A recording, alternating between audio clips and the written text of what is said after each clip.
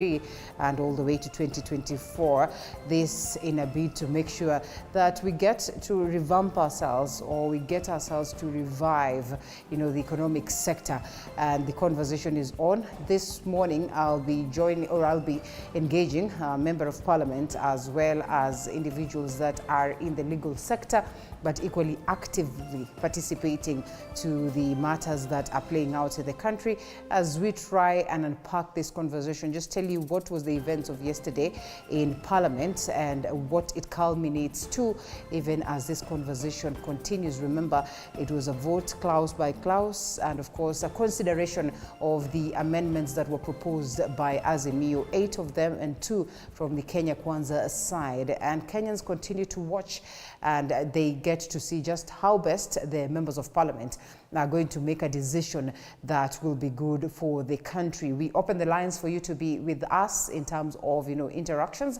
The hashtag is Morning Cafe at Linda_TV47KE. I'll be sampling some of your comments as we continue with the broadcast. And this morning as well, we engage an official from the NHIF, the conversation in relation to what really this, NHIF is all about for the people, and perhaps addressing the problems that we've witnessed across different sectors, or perhaps different hospitals where most of patients would go to seek medical services, but then they're not lucky enough, especially when they're presenting their NHIF card, because, well, these monies have not gotten to these very hospitals, or maybe, there's not a clear-cut line as to what exactly is happening between the entities and the funding process by the NHIF. And also just looking at the conversation that has been ongoing in relation to the cases that were established the other day. And of course, we have seen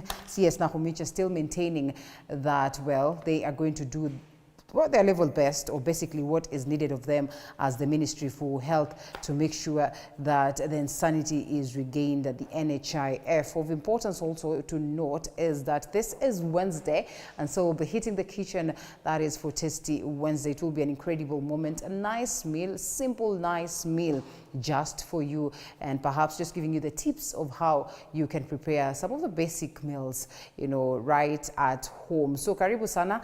My name is Linda Alela. The broadcast begins right away. We start off by looking at the dailies. We have the Daily Nation, and we have the People Daily, and we equally have the Standard newspaper, and we seek to see just what these papers detail. It's on the question of KEMSA, it's on the question of health, it's on the question of the finance bill, and not forgetting what is happening in the international scene, and so much more. So allow us to first of all take a look at what the Standard newspaper has in store. As I have told you, health, KEMSA, more or less the same thing. And here we are. In the last minute changes to the finance bill, government slaps employers with a fine if they don't remit the housing tax to ARA within 9 days. That is after deducting from staff salaries, a measure to ring fence the fund. A story captured on page 8. And as I've told you, the amendments that have been proposed, and of course those ones that will be adopted, those ones that will not be adopted, the conversation is still on, and we're having our members of parliament going back to the House today afternoon at 2:30, and also Thursday, that should be tomorrow morning, to expound some more on this conversation of the tax bill. And so levy, Ruto tightens news on employers. That is a story that is captured on page 8. We'll be getting to the details of the same even as we continue with the broadcast, and also as we engage the gentleman that will be here with us for us to have the very same conversation. As I have told you, we'll be having a member of the House to tell us what they make of this. And this is the very story here. Azimio's attempt, that is to scrap about 15% withholding tax for content creators, was defeated, and committee introduced an amendment dealing with individual rate of tax. And like I have said, they were voting clause by clause, and especially speaking to the amendments. And the voting on the controversial Finance Bill 2023 went late into the night, as we all witnessed, and of course leaving employers staring at stiff penalties should they delay to remit the housing levy that is within 9 days. Just how well will this be received, and at what level then do they have a say? It can only be a question of wait and see. But But then content creators were handed a shocker when an attempt by Azimio to scrap off the 15% withholding tax was defeated during the dramatic manual voting amidst allegations that the electronic voting system had been sabotaged. Also, this is one of the conversation that is here, and we'll be following up closely as well to keep you up to tabs. I know there are very many classes that we need to look at in terms of the proposals that were accorded to us by the Azimio team, and as well as what it is that the Kenya Kwanza had to say. But of importance, what was the voting process and what next moving forward? Senator files censure motion that is on CS Kuria, and if approved, Kuria risks being declared unfit to hold public office, a move that could trigger the process of removing him from President Ruto's cabinet. This is a story captured on page 4 of the Standard newspaper. Page 4 of the Standard newspaper speaks to the difficult times that, well, that is the CS for trade could be facing. But of importance is to note that then this has been looked at as a direct attack to the members of the Fourth Estate, and the motion that has been brought to the fore in the Senate is an official admonishment of person's character. And we're talking about, of course, if it is successful, then it could lead to the process of Kuria's dismissal.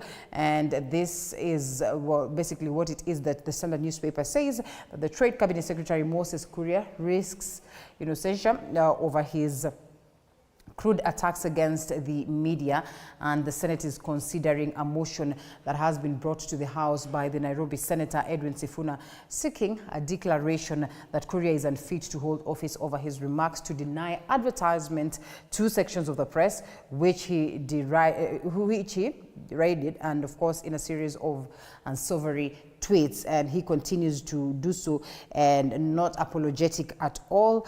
Well, something that has not been received well by members of the Fourth Estate, but equally there are some people who would agree with him that, well, there needs to be some level of regulation in terms of how the media is handling matters. And as I have said, there's this story about health and KEMSA, to be precise. And so the KEMSA circus, as you would want to call it, new CEO accused of being center of tender cancellation, a story that has been captured on the front page and is expounded on page 10 of the Standard newspaper. Speaks of a few weeks after President Ruto appointed fresh team, it emerged that the new Chief Executive Officer Andrew Mulwa was aware of the proposal to alter the 3.7 billion tender documents, which resulted into a row that led to sacking of PS Josephine Mboro and the recent KEMSA scandals. We're talking about 7.8 billion in 2020, misappropriation of 7.8 billion, that is the COVID-19 funds, and 40 million, of course, in 2021, holding of ARVs at Mombasa Port while demanding taxation of about 40 million from the donor. And we're talking about the latest, the 3.7 billion in 2023 irregularities in procurement of mosquito nets that were worth about 3.7 billion that actually costed, Kenya that tender, so to speak, or that, procurement process, and basically they could not access these nets as should have been expected. And the acting CEO, that is Dr. Andrew Mulwa, of course, appeared before the Member of Parliament yesterday, and of course at pains to explain some more in relation to what really could have led to this. And the biggest question then here is just who is to blame, because many would have argued that perhaps Josephine Mburu did not deserve to go home, and maybe a different individual, the PS, whose docket also had the docket of KEMSA therein.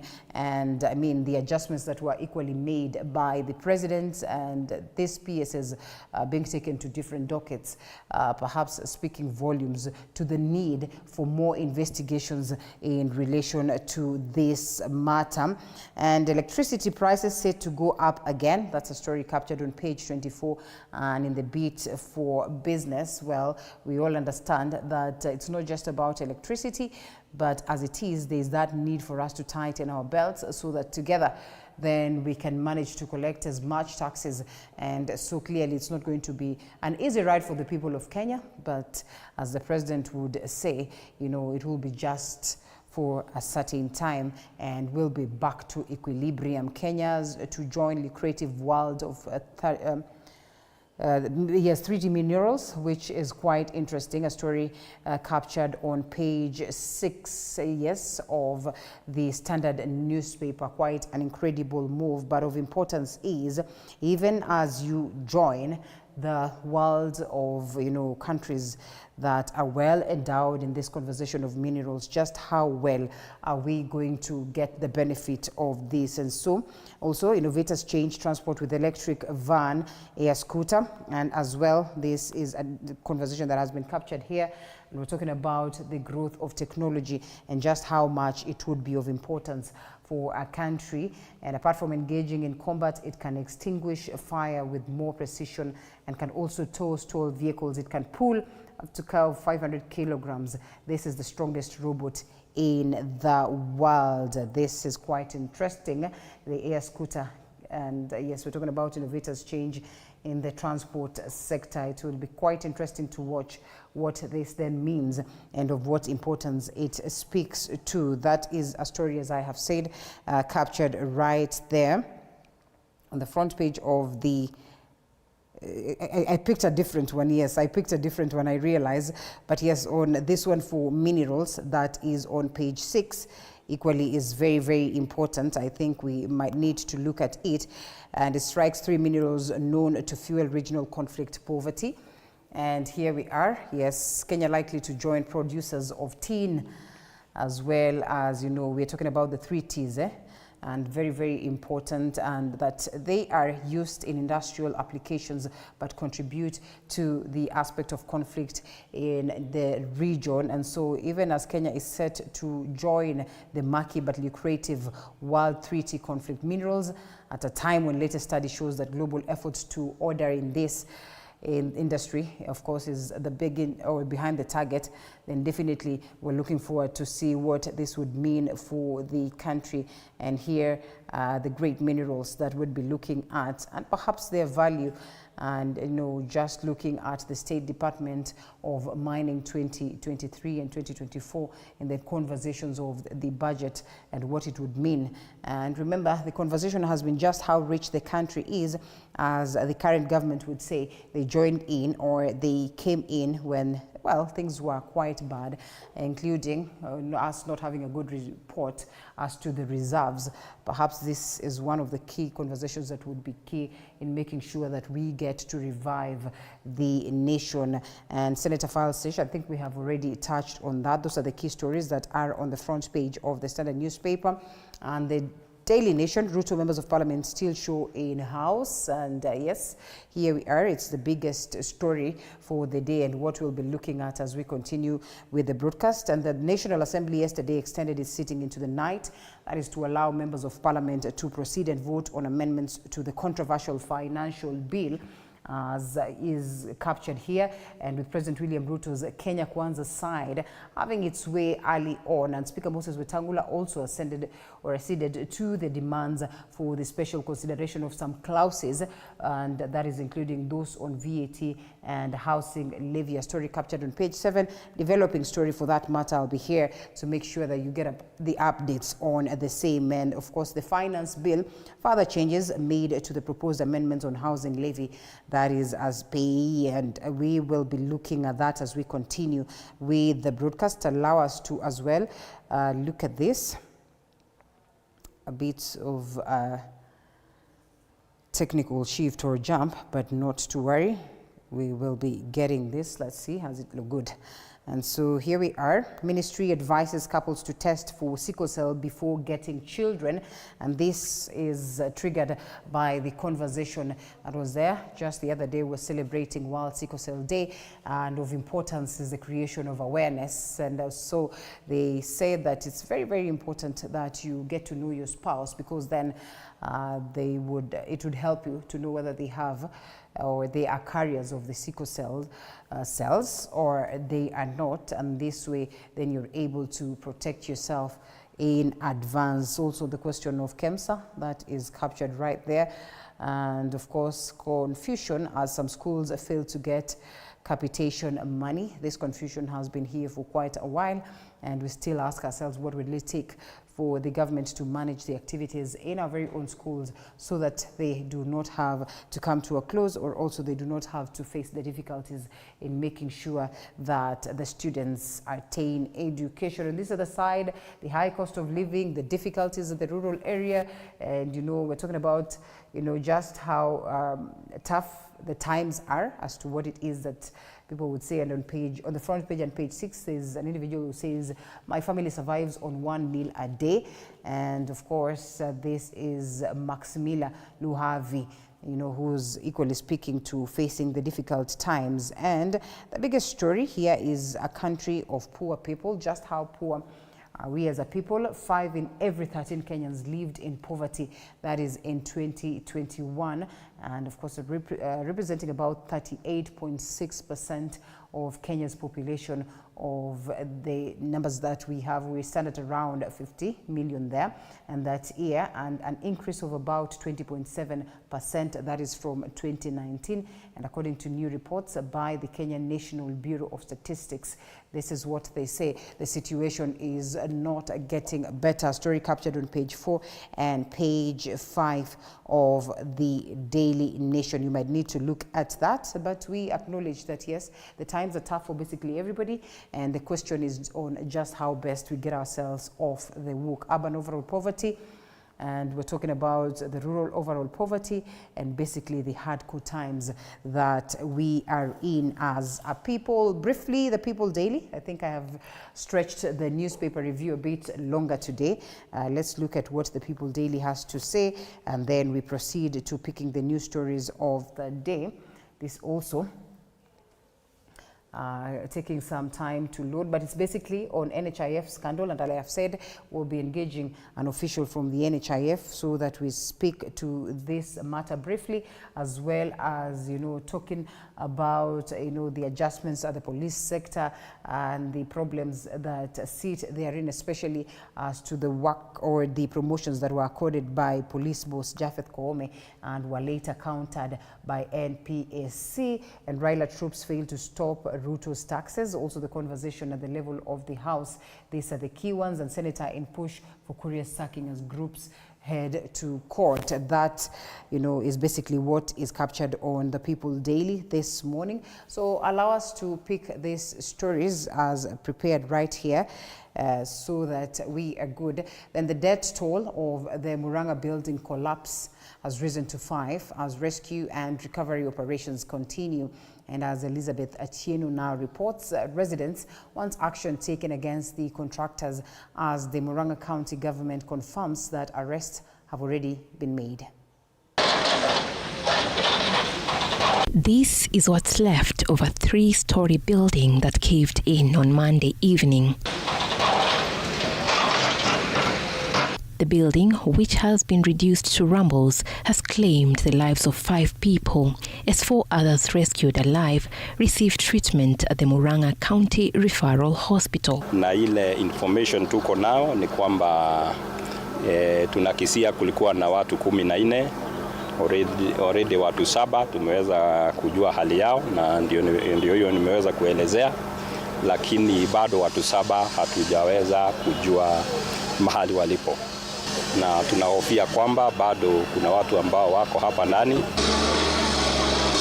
A multi-agency team comprising of Disaster Response Unit, the Kenya Red Cross, Fire Brigade, and security agents are at the scene where the building collapsed in search for more victims. We've commenced investigations. Of course, preliminarily, we can tell that by the time it was collapsing, it was on the last floor, which was floor number 5, as per the details that are there. But investigations have commenced to indicate or bring out what the actual cause would have been. The National Construction Authority now says that buildings in 24 counties have been investigated where 5% of the buildings were found to be at the brink of collapse. Up to 26 counties, actually we have inspected 19,606. And we have about 919, which is about 5%, which are dangerous. The others are either unsafe or fair, which can be repaired. According to some witnesses, it all began as a loud bang, followed by a cloud of dust, which covered the area when the building collapsed. Some residents have lamented that the building was built on a wetland, as the ground it sits on was swampy and not fit to hold such a structure. They have now pointed an accusing finger at the county government.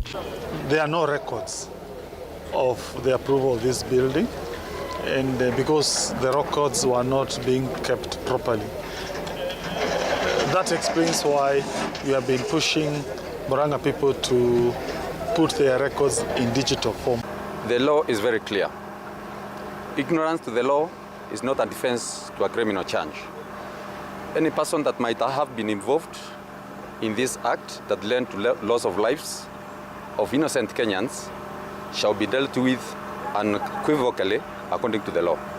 Also present at the scene was Murang'a County Governor Irungu Kang'ata, who highlighted some of the measures taken up by the county government after the incident. Forward, the remedial measures include: number one, we take disciplinary action against people who are in the Department of Planning. So far, we have removed the officer who was concerned in approving county building. He is no longer the planning officer in charge. He has been transferred. Kuna Mkenya hata mmoja ambaye angetaka kujenga nyumba yake akimakosa akijua. Manake hata mwenye nyumba amepoteza pesa nyingi, hela nyingi, na zaidi ya mno watu kufa katika nyumba yako ni jambo ambalo najua yeye pia limemwadhiri pakubwa. The National Construction Authority now seeks to conduct an audit on all ongoing constructions in Murang'a County so as to avert any future cases of buildings collapsing. Elizabeth Atieno, TV 47. And President William Ruto, Tuesday, at the backdrop of a fierce debate in Parliament, made his final case in support for the proposed Finance Bill 2023, promising goodies to Kenyans such as reduced cost of cooking gas after proposals to cut by half the value-added tax of liquefied petroleum, that is, products. Ruto, in the more than 2 podiums he stepped onto, kept on defending his inaugural revenue-raising measures, as Moigem William reports. The reason we are here. With both President William Ruto and Azimio leader Raila Odinga having put their lieutenants on notice ahead of the third reading of the Finance Bill 2023 Tuesday, President Ruto earlier during the day called on leaders from both the government and the opposition sides to give the bill the green light to better the lives of Kenyans in the future. Hakuna wananchi wa upinzani, hakuna wananchi wa serikali. Wananchi wote ni wananchi wa taifa letu la Kenya. Tushirikiane jameni. Tufanye kazi pamoja. While launching another phase of the government housing units, which is part of the much publicized housing project Kenya Kwanza, Ruto took on the opposition where he rubbished claims by some opposition leaders who say that some MPs have been bribed to pass the bill. Which leader in this day and age will oppose a program that is going to give dignity to his voters, that is going to give jobs to the people who have given him a job, that is going to give decent livelihood for the people who have voted and pays for their salary? You cannot be a leader, you must be something else. Ruto, citing the housing program as an example, insisted that it will create more jobs for the youth, urging members of parliament to pass the bill 2023 so that his administration can fulfill its promises to Kenyans. Mimi nilisema, mimi nangojea kuangalia mtu ambaye anasema anataka watu yake waishi kwa salamu. Anataka vijana ambao wamemsaidia akapata ajira waendelee kuhangaika barabarani wasipate ajira. President Ruto's fully packed itinerary started with him opening Africa's first energy summit, the Africa Energy Forum. In his speech dominated by call for increased use of clean renewable energy, he reiterated that if the bill goes through Parliament, we'll see to it that many Kenyans access affordable clean cooking energy as the price will be lowered, with proposals to have a reduction of value-added tax on LPG to 8% from 16%. Access to clean cooking is an important national policy priority and a fundamental component of our agenda. Kenya boasts to be one of the leading countries in green power production. And for the next 3 days, the continent and the world at large will be setting camp here in Nairobi to benchmark and deliberate on green energy production. Mwege William for TV47 from KICC, Nairobi. Now, all public institutions will be required to solely use green energy cooking fuel options as the push for 100% transition to renewable energy use intensifies. President William Ruto says plans to reduce gas cylinder prices, that is from 2,000 Kenyan shillings to 300 shillings, is still underway. That is to achieve energy goals set for 2028. This comes as almost 70% of Kenyans continue to opt for cheap fuel options such as charcoal and firewood. That is due to the rise cost of living. Over 90% of electricity in the country is renewable and is sourced from green energy options. This is the progress in the energy sector, however, does not reflect in the cooking oil options, which is one of the highest carbon emitters, hampering the fight against climate change. Equitable Africa.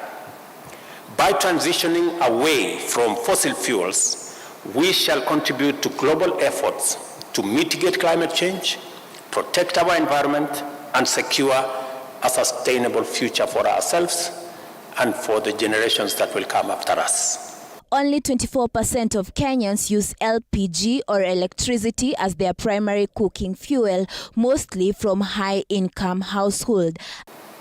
Cross-border energy infrastructure projects such as regional power grids and interconnections will not only facilitate energy trade but also foster regional integration and inclusive economic growth. To enhance connectivity and efficiency in Africa's energy sector, we have to expand our transmission and distribution infrastructure, build cross-border infrastructure, regional power grids, and interconnections to facilitate energy trade and foster integration and economic growth. An extra of 30,000 megawatts in wind energy has also been identified, where investors in public-private partnerships are being persuaded to consider investing in mapped high wind potential areas.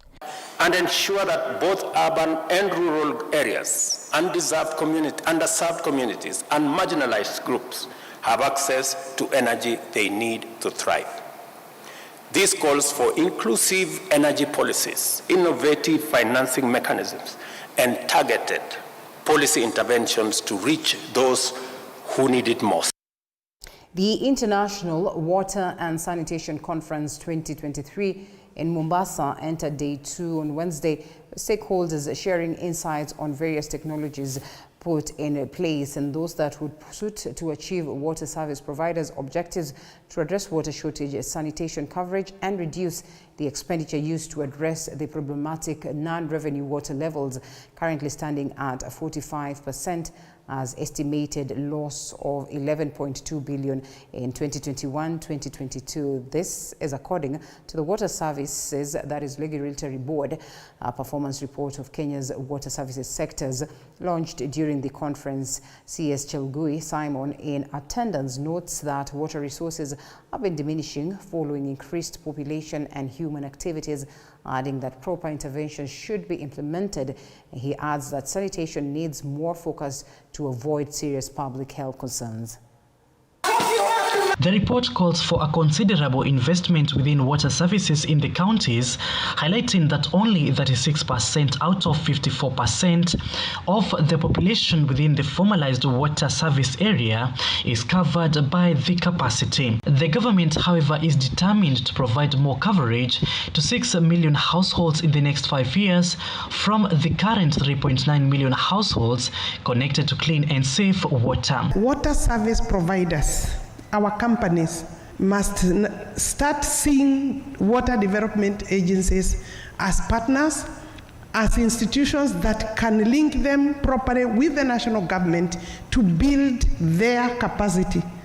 Because in terms of quality delivery, the national government has a constitutional responsibility to support capacity building of the water service providers. The bigger plan is to construct 100 mega dams and an additional 1,000 medium dams across the counties as storage capacities for irrigation, domestic use and commercial purposes. This, according to the Deputy President, will ensure food security and thus lower the cost of farm outputs. Nairobi County remains first with the highest percentage of the population served with the water service providers, followed by Kilifi County, Murang'a, Kiambu and Embu. The Water Services Regulatory Board, WASREB, says that it will refocus on West Pokot, Wajir, Narok, Marsabit and Mandera counties, which have the lowest population served by the water service providers. Attending the conference today, the Cabinet Secretary, Ministry of Cooperative and Micro, Small and Medium Enterprises, Simon Chelugui, noted that water resources are diminishing following the less controlled human activities, resulting in reduced water volumes, dry riverbeds and increased conflicts. Encroachment of water towers has led to degradation of water catchment areas, resulting in reduced water volumes, dry riverbeds and increased transboundary water conflicts. Water losses are high. He also expressed concerns over the non-revenue generating water, challenging the relevant authorities to address the challenge. If we fix sanitation, we will reduce the budget, the expenditure on medication by almost the same amount. That money can be used to develop, invest in sanitation facilities. So it's our desire and prayer that as we push investment in sanitation, we should build a connection between health and provision of sewerage and sanitation services. The conference continues tomorrow. Paul Munio, TV 47, Mombasa. Well, apologies. The conference enters day 2. That was Tuesday. And this is day 3, being a Wednesday. Runs all the way to the 23rd. Began on the 19th. We'll be giving you developments of the same as and when they get hit our desk. But now, KEMSA acting CEO Andrew Mulwa is on the spot for playing a part in the bungled 3.7 billion shillings Global Fund mosquito net scandal. And according to details revealed during his appearance before the Parliamentary Health Committee, Mulwa allegedly authorized an unnamed health ministry official to issue a memo leading to alterations to the specifications of the mosquito nets that resulted in the donor pull out, as Zainab Mohammed details. I would probably have acted otherwise. In an unexpected turn of events, KEMSA acting CEO Andrew Mulwa was under fire, with new details emerging that a memo authorized by the former Director of Preventative and Promotive Health at the Ministry of Health led to alterations in the mosquito net specifications in the now controversial tender, costing the country 3.7 billion shillings. I did not see it. I was busy that day. It was not brought to my office. You were the director for malaria at that time. You called for the requirements. So don't lie to us. Mulwa stated that his decision was on advice from an unnamed Ministry of Health official who raised concerns about the contract specifications and gaps that required immediate attention. We were in a workshop and he told me the tender as advertised by KEMSA has a problem. It's missing PBO. Then I asked him, if you think there is a problem, do it in writing. Before I received the communication chair, and you can see I'm going to share this communication from the head of program, malaria program, which he did to me through his head of department, and I did not receive this. It was not received by the head of department, neither by myself, but somehow was acted upon. By the time I realized there was a change, Chair, I realized the change after KEMSA had added an addendum. Health Cabinet Secretary Susan Nahumicha, who also appeared before the committee, acknowledged that the country incurred losses including costs related to tendering advertisements, committee sittings and a 2% procurement fee for the mosquito nets. Procured the nets, would have earned our 2% for that process. How much is that? $455,000. That would be $455,000. for $55,000. Loss of business. Yes. Loss so of business. That is loss of a loss of business that we ought not to have experienced. Had we done the right thing, we would have earned that 2%. Chair, I need to highlight that after they have bought these nets, they will be delivered to KEMSA, and therefore we shall still be able to get whatever we'll get in terms of storage and distribution. Members of the committee raised concerns over the future repercussions of the donor deal gone wrong, emphasizing on the impact the scandal will have on the country's reputation. However, the CS reiterated that the nets will be procured within the stipulated timeframe and will later be stored and distributed by KEMSA. The committee will be opening an inquiry into the 10.2 million mosquito net scandal in the coming weeks. Zainab Mohammed, T47. Now, the Kenya Union of Journalists, led by Secretary General Eric Oduro, has pledged to take action against Investment and Trade Cabinet Secretary Moses Kuria. This comes in response to the derogatory remarks by Kuria towards journalists and his attempt to sieve government media relations by withholding advertisements from certain media stations. KUJ has accused the administration of President William Ruto of permitting poor leadership to permeate his regime, as Paul Kirobi details. So asanteni sana, do your work, don't be intimidated. In another quick rejoinder as part of defending the journalists who largely contribute in shaping the country's agenda, Kenya Union of Journalists has now promised to proceed to court, seeking justice against the trade CS Moses Kuria, who was recently quoted throwing expletives on journalists following an expose by Nation Media Group. The expose had uncovered a scheme in which cabinet secretaries are alleged to have engineered the drop in the price of edible oils, a move that made the taxpayer lose about 5.6 billion shillings. The most recent attacks have been triggered by a series of stories of corruption in government and other stories projecting voices demanding accountability on the part of the government. The media has a sacred responsibility to the people of Kenya and thus will continue without fear to report on public issues and project the different voices in society as well as speak truth to the power. The situation has now escalated, drawing public attention to the manner in which President William Ruto's administration has been governing since assuming power. If the law was to be strictly followed, according to observers, Moses Kuria may find himself accountable for his actions. Chapter 6 of the Constitution, Article 75 states that a state officer shall behave, whether in public and official life, in private life, in a manner that avoids any conflict between personal interest and public or official duties. The law also prohibits officers from demeaning the office of the officer holds. A person who contravenes Clause 1 or Article 76, 77 or 78 2 may, in accordance with the disciplinary provisions, be dismissed or otherwise removed from office.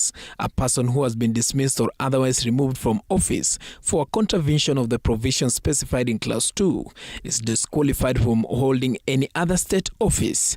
The Minister of Trade was recently quoted expressing his frustration using an angry tone as he accused the Nation Media Group of transforming into a political instrument that targets certain politicians. The Kenya Editors Guild President Zubeida Kome has now demanded answers to investigations on scandals that have allegedly been happening under President William Ruto's watch, which include diversion of condemned sugar into the market, repackaging and sale of subsidized fertilizer, questions over KEMSA, especially on the mosquito nets funds, concerns over the management of NHIF, which have rendered it unable to serve Kenyans, the questions over favorism in the duty-free commodity imports, including edible oils, maize and rice, the use of advertising revenue as a tool to blackmail the media. Haki Africa Pan-African Human Rights Organization has also strongly criticized President William Ruto for allegedly attempting to exert control over media coverage by dictating what should and should not be reported.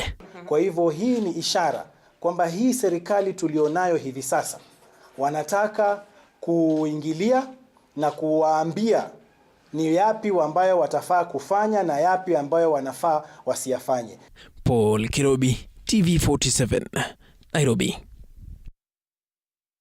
The county government of Uasin Gishu has joined 24 other counties in, of course, the counties that have suspended operations till further notice. The county members of parliament have expressed their disappointment in the Salaries and Remuneration Commission, saying they have tried negotiating with SRC, but their efforts bore no fruits.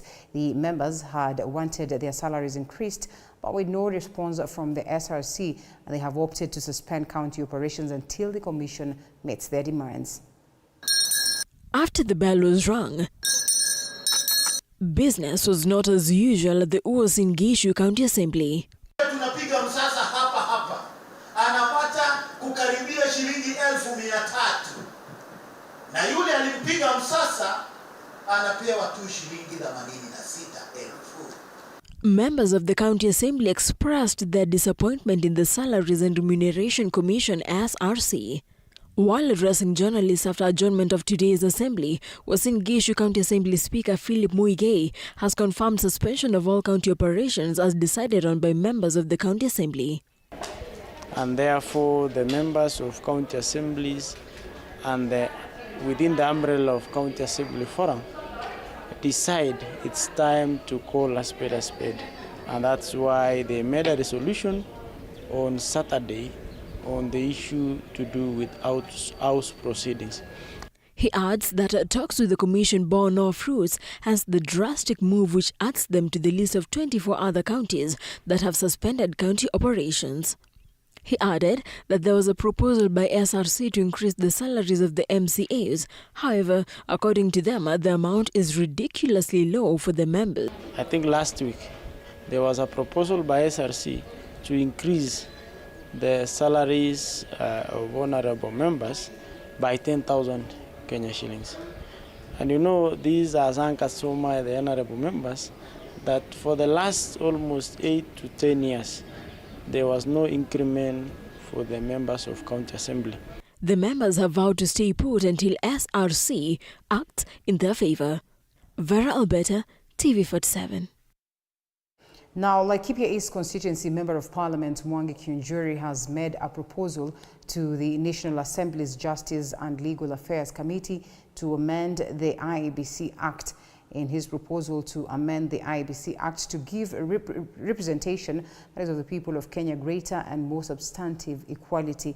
Therefore, essentially, 1 man, 1 vote, 1 shilling. Here is a breakdown of the proposal. Mwangi Kiunjuri, the former cabinet secretary who is now Laikipia East constituency MP, is a man on a mission to amend the constitution through a proposed Independent Electoral and Boundaries Commission Amendment Bill 2023. In his legislation, which he terms as constitutional reforms for equality of the vote in Kenya, Kiunjuri wants the Justice and Legal Affairs Committee, JLAC, to amend the IEBC Act, which falls under Article 81 of the Constitution. Article 82(1)(a) states that Parliament shall enact legislation to provide for the delimitation by the Independent Electoral and Boundaries Commission of electoral units for election of members of the National Assembly and county assemblies. Kiunjuri is of the view that the primary criterion should be population. This is because other constitutional principles and rights, including the equality of the vote, the equal protection of laws, and the centrality of political rights to the protection of all other rights, including the equitable sharing of resources, are in play. The legislator wants the committee to urgently consider and approve the introduction of an amendment to the IEBC Act to mandate the IEBC to ensure fair representation and equality of the vote within counties in the coming boundary review exercise.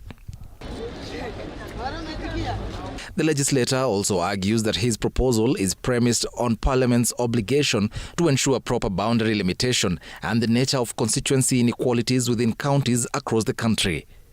In his proposal, Kiunjuri further says that within counties, the principle of equality of the franchise has been flagrantly violated, whether the county is a sparsely populated rural county or a densely populated one.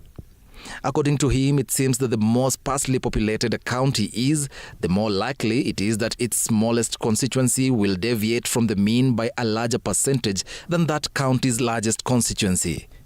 His legislative proposal recommends that Parliament approves the introduction of a bill to amend the IEBC Act to require equality within constituencies in counties and to leave the question of inter-county inequalities subjected to a possible change in the constitutional amendment process. Other proposals include constitutional changes to address disparities across and between counties.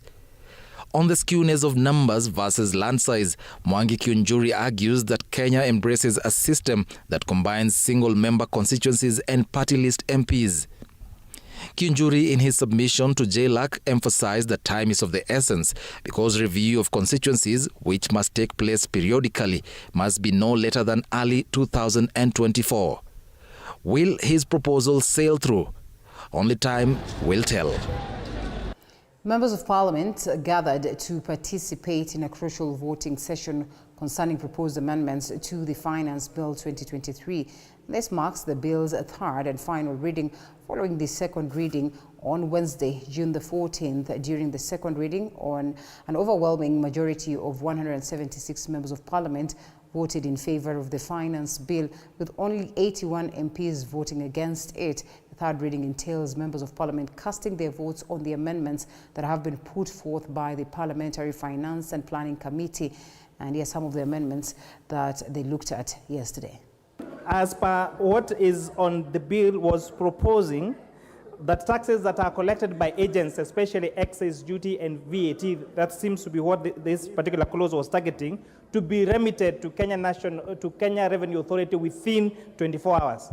After listening to members of the public during our public participation, we proposed to amend that from 24 hours to within 5 working days. So this taking care of weekends and holidays, and at least isn't as punitive as it was proposed on the bill to have these taxes paid within 24 hours. I propose the question that Clause 10 be amended as proposed by the Honorable Chairperson of the Finance Committee. It is important that you give members who want to speak chance to speak, 1, 2, or 3. That has been the tradition in this House. We can't be turned into a voting machine. This is a parliament of the people. Madam Chair. Of the National Assembly voting 89 against 87. And so the government wing carried the day. 3 members of the National Assembly were in absentia when this particular roll call was taken. Other members of the National Assembly are Honorable David Makali Mulu, as well as Honorable Member for Homa Bay Town, Honorable Peter Kaluma, who sought to delete definitions of persons under this category of digital monetization. Honorable Robert Mbui withdrew his amendment to this particular clause number 2. Kosing David Losioko, Mupe Anthony Kenga. Advocate of the High Court, Nordin Kagai, is here with us. And thank you so much, Nordin, for joining us. Guess what I was thinking about very early in the morning while I was going through the papers? For a moment, I forgot the name of Nordin, the NIS boss right now. Yes, former DPP. Yeah, former DPP. I literally forgot his name. I had to Google because then I was thinking about Nordin Kagai. But it's good to have you this morning. How are you? I'm Salama. Thank you for having me. Asante it's always sana. A pleasure. Yes, always a pleasure. And the other gentlemen are not here just yet. But the good thing is that I think we're able to articulate to these matters. Unfortunately, Wakili is not feeling well. He sends his apologies, but Mheshimiwa we haven't been able to get a hold of. But well, once he does get here, then we'll certainly loop him in. But yes, lots to look at, you know, not just in the country, but across the global fraternity. And I think most of the times we want to base our focus on what is happening home.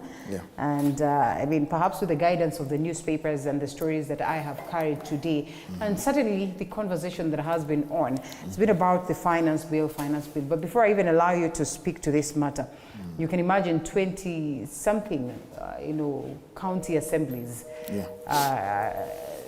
shutting down, or perhaps, deciding that we're not going to business as usual, we will decide to take a different route simply because we feel like, well, the monies that we're getting are certainly not enough. And the SRC is not saying something. I had a representative of the SRC here, should be this last week but one, as well, speaking to it. I mean, what are the likelihoods that their cry is going to be hit to? And just how important is it at this very time, in your own opinion? Well, you see, we fail to understand that the most important people in devolution are the MCAs. Oh, so you agree to that? A bit. Partly. Partly. Because you see, in as much as they seek to have their salaries raised, the problem is that we have so many Kenyans who also will wish the same thing. Is it the time for that? Yeah. It's not really the time for that. Maybe no. Do they have a concern? Of course they do, because they look at what members of parliament earn, what senators earn, and they're like, are we less of representatives? What is the difference between us? Because you see, I think we took the old councillor type of thing, and that's how we see them to date. While in essence, if you look at what Punguza Mizigo was trying to do, it was trying to make sure the MCAs are the most important people so that devolution works. Because in essence, they are the ones with the people every other day.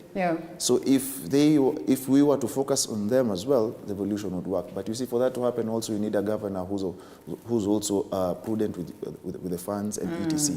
So I do believe, yes, they do have genuine concerns, but at the same time, it's really not the best of times. Yes, it's good they've raised it, but you see, when you say you're going to shut down the county assemblies, so what happens to me who voted for you? Yes. That's because I'm more or less... Because you're also expecting to be represented, you're expecting for... Exactly. I'm more or less your employer. So what does that mean? You see, you have to be realistic in that there are those who don't have jobs. And they expect you to work for them. So when you say the purported little that you earn isn't enough, what about that person who gets 500 shillings a day, or 300, or nothing? What should they do? So it isn't fair that as well they are denying the Kenyans the services. Yes, because at the end of the day, in denying our services as we pay tax is also not good. So I believe, in as much as they do have concerns, this is not really the time for that, because everyone everywhere has an issue with matters income, with salaries and everything else. But now, what more and when? Because then, after all, there has to come a time when this is addressed. Is there ever going to be a time that is ripe enough for this to be spoken to? And remember, it's not that they've just woken up from I don't know where.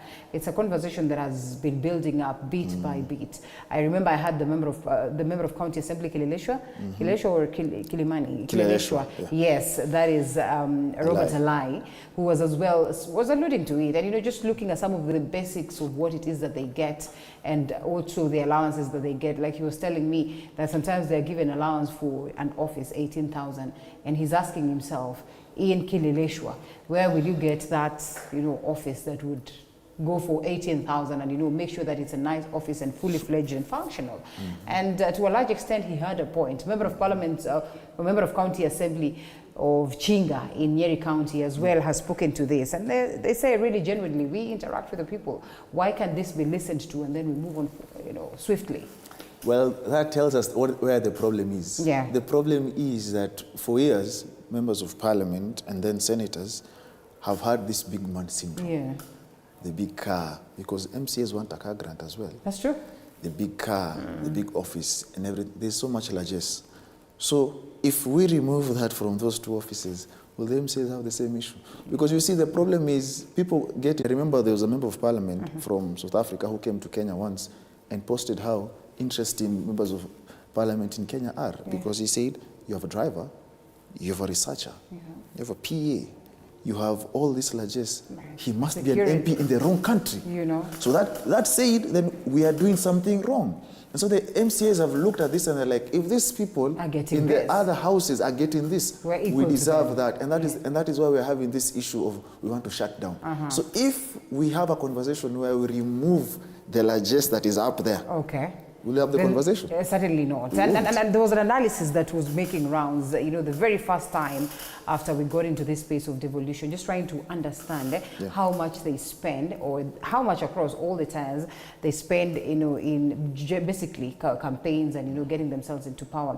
And who are these that are able, with the salary that they get, if we're looking at the salary, and maybe a bit of the allowances, are able to have, recovered the monies that they spent during campaigns. And it appeared like the MCAs were the ones who are on a lucrative seat. So then you ask yourself, why then the concerns, why the complaints? Allow us to take a short break, Nordin, and then we come back and speak to that some more. Okay. Okay.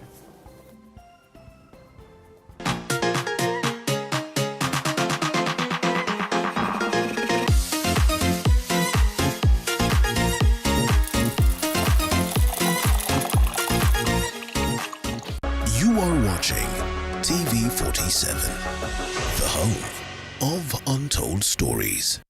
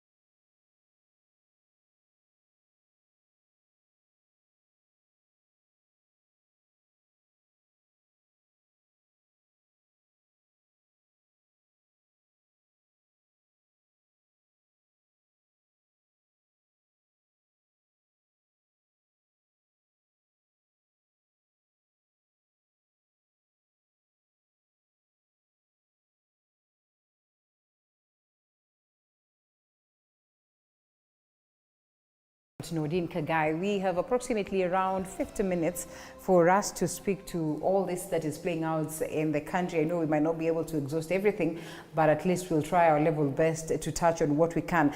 And before we took that break, we were just looking at these demands that are being presented by the members of County Assembly, and an acknowledgement that indeed they are at the heart of devolution, but their demands, their concerns, their requirements, their requests, are they necessary at this point? Is it the time to speak of how we can adjust their salaries upwards? And yes, like I have told you, Nordin, just looking at the analysis on how these people get to recover back their money, because these are conversations that we have to have. One of the reasons why we have lots of cases of corruption, one, is because most of these leaders march in there to enrich themselves, or even worse, they say, well, I spent a lot of money in the campaign's time. It is time to, first of all, get my monies back. Some of them have run into debt for that, so they have to get the monies back in whichever capacity, so they can pay the debt, and as well, they can manage themselves. And so it appeared like the members of county assemblies were at a safer space compared to the others. But that aside, you speak of who is at the heart of devolution, and yesterday we had the former member of parliament of Mwingi, that is Gideon, not Gideon, Joe Mutambu, who was speaking to the existence of the Senate and the functions of the Senate. And I remembered that during the BBI conversation as well, we're talking on how best we can be able to just enrich the Senate as well. But his argument then is this, that first of all, we are even talking about the finance bill that has a lot of clauses that speak to what needs to be done at the level of devolution. Senate is in charge of oversighting devolution, but then Senate does not get a chance to vote to this. What is the essence of this all? And he also went far to say that sometimes I do not understand why we have the Senate. We should have just one house, because then what it is that the Senate is going to question CS Kuria is the very same questions that perhaps when he appears before the committee in Parliament, that is in the National Assembly, he'll be questioned on. So it's like these two houses that are doing similar things, at the expense of the common mwananchi. What is the point of having the two houses and functional? I don't know whether that's quite layman in terms of an argument, but it's, or maybe it has some sense. Well, there has been an argument that as Kenyans we are overrepresented. You have a president, a deputy, you have a senator, you have an MP, you have a governor. you have women representatives and MCAs. And then you have nominated senators, you have nominated MPs. So it is true, because it also goes way to the wage bill as well. Yeah. But when you look at it, for example, if we are to look at things, let's say people say we remove the Senate. Now, when an issue arises, for example, like an impeachment of a governor, then we find ourselves in a situation where how do we go about it? I guess because if you look at most people, they know the Senate for two things: an impeachment of a governor. Now they're going to entertain. I think it's either next week or this week, late this week, the impeachment of the deputy governor of CIA. Of CIA, yeah. When it has to do with equitable distribution, that is when the Senate is also seen again. I remember back when Sakaja, Mutula, and the rest were wearing those famous ties that they had, you know. So they are known for different occasions. But I do believe, yes, we are overrepresented. Do I believe we do need? Yes, we do need a Senate. We cannot say we get rid of it. But do we need a reduced number of representatives? Yeah. Yes, we do. Do we have too many MPs? Of course we do. So there was a conversation about we have too many counties, talking about merging them. What will bring a problem? Because which will you merge? Which will you collapse? Because it will raise issues. Because we already hear that the president had actually promised some different counties. Nikiingia nitasaidia mkwe na county.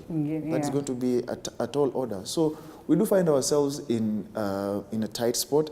And as you talk about issues of members of parliament and MCAs, you know, like now also MCAs want something called the Ward Development Fund. Yeah. Why? Because MPs have CDF. The senators want an oversight fund. Why? Because MPs have CDF. Right. So this thing doesn't make sense if you ask me. CDF came so as to look at issues that were in different areas that were perceived opposition used to never get development. So CDF was helping in those issues. But now we have devolution. I don't understand why you have to be an MP and have CDF. You have to be an MCA and have Ward Development Fund. You have to be a senator, get paid, but cry for oversight fund. Now my question is, if I'm an MP and I get CDF from the national government, because now they've changed it, how am I meant to oversight the same national government? Is that not a trap? It's a trap. If I'm an MCA, I get the development fund from the county governor. How am I going to oversight him? That's not a trap. Yeah. I believe we need to separate issues. If your role is representation, legislation, and oversight, stick to that. You should never come across money. Because once you do that, then we have a problem. We were just talking of air, and it's true. They say they don't have direct access, members of parliament. But it's a lie. When they open parliament, even this time around, I remember the majority leader telling members of parliament to submit names, the committee names, for CDF. So how you submit names that you don't have a say? And we know most of them actually, their campaign managers and people end up in those committees. So we have to be honest with one another and realize that we have devolution. Why can't we have all this money go to the county government? So that if it's matters of development, the county government does. Because right now, they say CDF is for education, and they say education and security. But now the IG has his own budget. So why are you still constructing police stations? If at all, that is what they used to do with the CDF. Matters education. Can't we fund our education better so that members of parliament just focus on oversight? Right. But if I say that, they won't like it. Because at the end of the day, they have loans they need to pay. They have a certain lifestyle they need to maintain. And that is why they need CDF. And that is why during the induction, they wanted to walk out of the induction unless CDF was disbursed. And once it was done, they clapped. So my question is, are you there for CDF? Because I am sure if we wake up tomorrow and we say no more CDF, and that money goes directly to governors, believe you me, now people like you and I will run for MPs. They won't. They won't. Because representation, oversight, and legislation, they're never in the house. Even yesterday when some were voting, when names were being read out, some were absent. Yes. Unfortunately. Unfortunately. And some of them understand the rules of the House very well. But they still went ahead to perhaps, make it a spoiled vote. And you ask yourself, why do you have to deliberately go against the rules so that this is declared a spoiled vote? But that will come to, and I'm glad you've alluded to the same. I know that the Member of Parliament of Embakasi North is here, and I'd love to hear him. I know he's one of the key people that supports, some adjustments upwards, funds at the level of the counties, and that is for the members of county assemblies. But anyway, that story for another day. You must have something to say about the scandals in the health sector. KEMSA at the front page, NHIF was at the front page yesterday, and here we are. You know, there was a joke in the last administration where Afia House was called the Mafia House. Yes. That was a joke. It still is. And the sad reality is that this thing is not going away anytime soon. Yeah. And all I can say is that whatever is coming for the CS, it is coming. It is coming because there is no single day, there's no single way. Everyone in your ministry or someone somewhere has a problem. And you're clean. And you're clean. What are you insinuating? Or you don't know anything about it. Yeah. You see, they keep telling us, or rather we were told during campaigns, that the buck stops with Uhuru. Yes. Now, because he was in charge of the country. Now, as a CS, I need to know everything that is happening in my ministry. Yeah. You cannot be the whistleblower every other day. This gives me vibes of Waiguru when she was CS for Devolution. And we all saw how that ended. Because it can't be the media does investigations and then leaks the story, and then you come, you act. People go home, and then now you tell us how much was lost. It can't be that way, because at the end of the day, something somewhere isn't working. It's either we have incompetent people, or either the rot is too much, or either you're not up to task.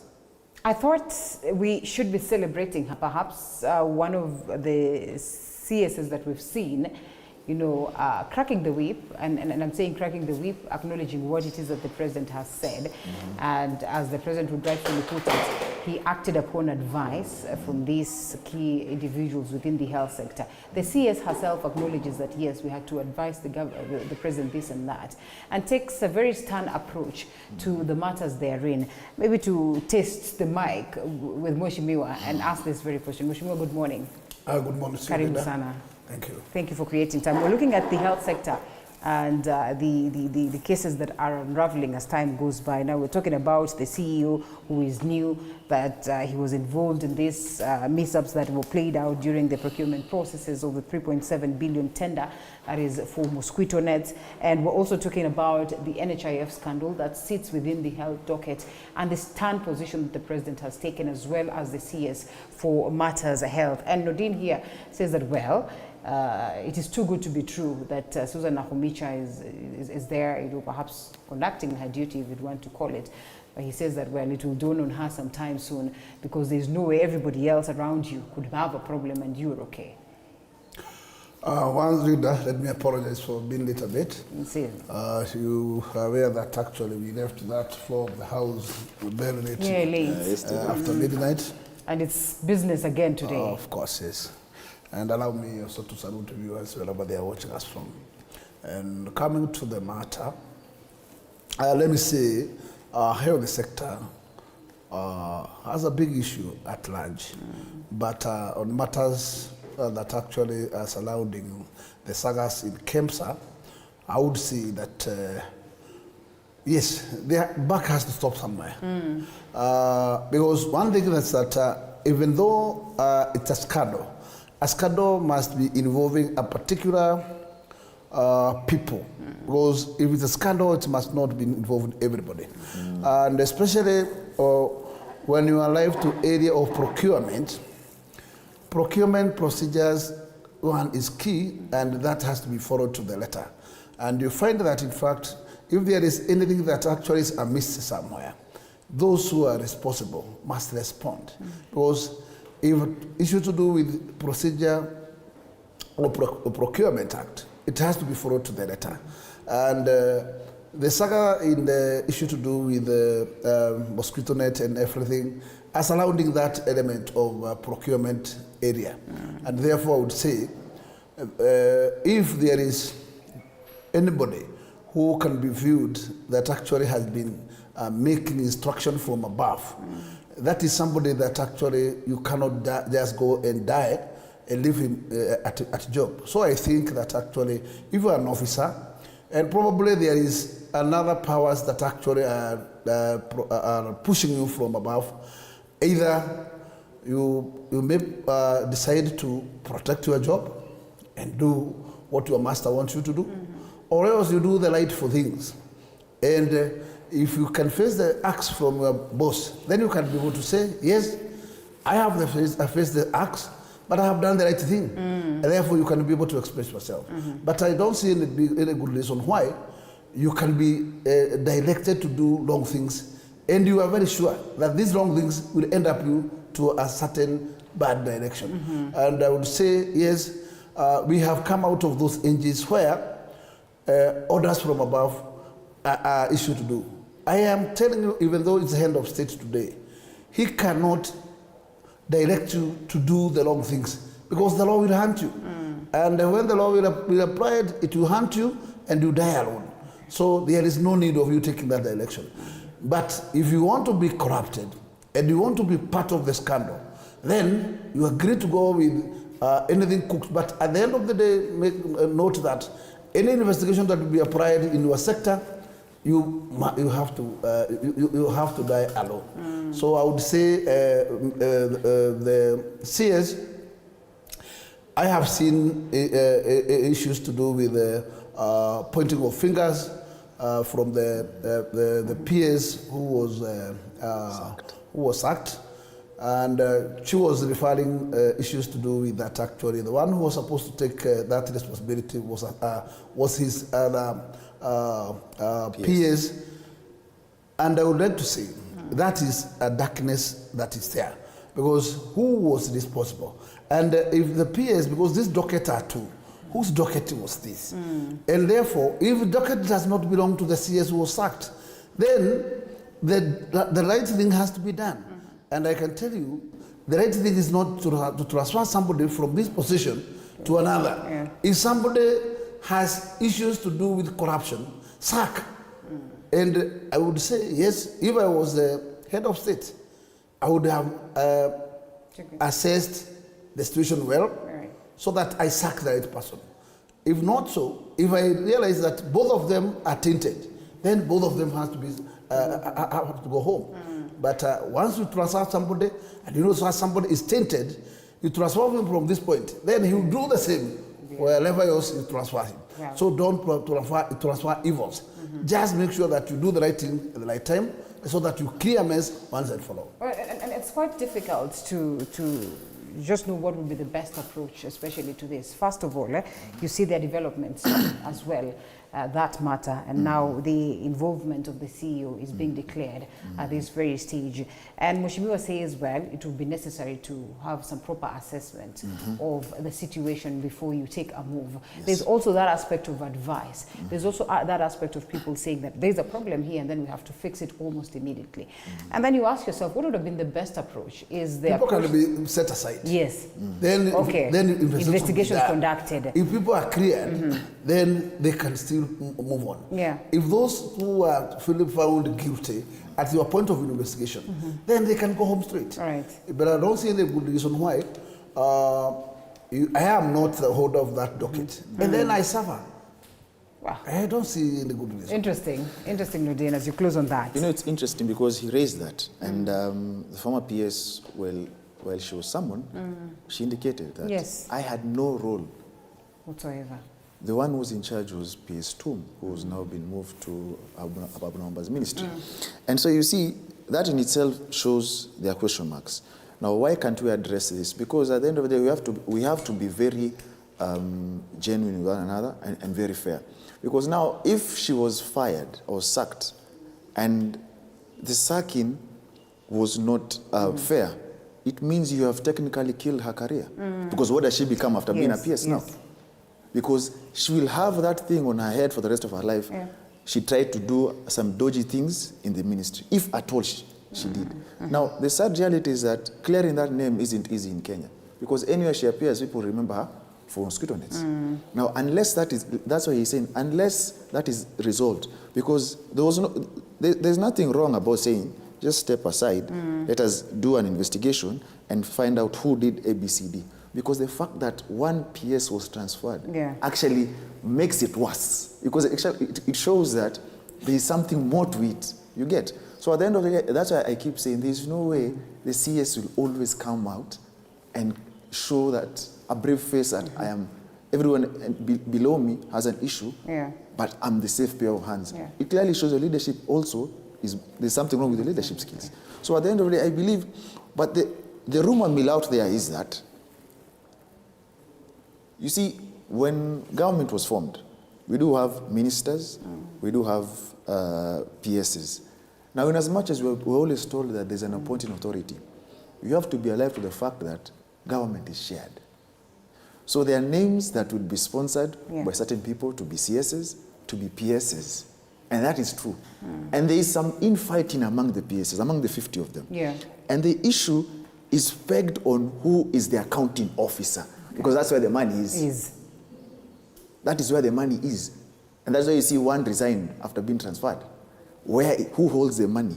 And so the infighting will never help government, because it clearly shows whoever is we are like 2 or 3 in a ministry, but I'm the accounting officer. So it shows in hierarchy, I'm above you. And that is why you see this infighting. And so for me, I believe, so as to save people from being unfairly discharged, because I'm not here to hold her brief, because I don't know what happened. We are still yet to know the truth of the matter, because there are so many, there are different angles. He said that she said. We don't know the truth. But if we had a proper investigation, we would find out who actually tried to swindle the multinational that was trying to do this, this venture.